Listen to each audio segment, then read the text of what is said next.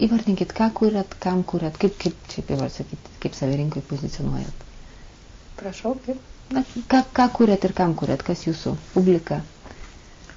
Nu, čia labai sunku pasakyti, aš kuriu turbūt savo visų pirma, reiškia, taip, nes kitaip negaliu, reiškia, taip, idėjos ateina ir neduoda ramybės tol, kol jų nerealizuoji.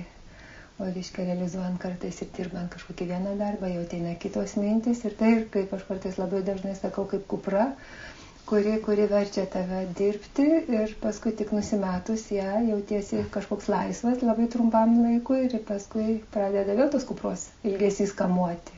Tai čia turbūt visų dailininkų yra, kaip čia varomoji jėga turbūt tokia, taip. Ir kaip dažnai sako, jeigu gali nedirbti, tai gali nedirbti, nes be abejo, kiekvienais metais atsiranda kolegų, tų vadinamų gabių, naujų ir nieks nesakys, nieks neklausia, kodėl tu, reiškia, nepadarei to ar to, o, reiškia, vertina tave pagal tai, ką tu padarei.